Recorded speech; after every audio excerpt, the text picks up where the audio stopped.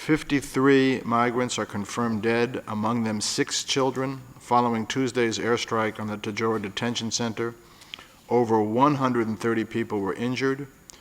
The more than 600 migrants detained at Tajoura represented at least 17 different nationalities, mainly African.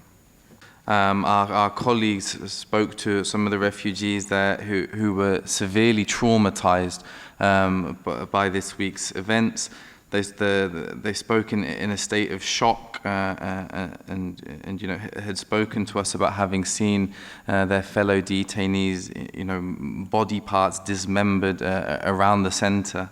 We reiterate once again that the coordinates of these detention centers in Tripoli are well known to both sides of the conflict, and this was a preventable tragedy that never should have happened. We're not able to verify who is responsible for the attack. That's why there needs to be this independent investigation. What we can say is at this point there does need to be greater efforts, far greater efforts from the international community, particularly amongst those states that have leverage over the warring parties, to bring an end to the violence, to bring them together to the negotiating table, and to establish a political dialogue that brings an end to these clashes. We are concerned that some of these detention centers may be being used to store weapons and military equipment. And we remind all parties to the conflict that using civilian infrastructure in that way would be a violation of international humanitarian law and must be avoided at all costs.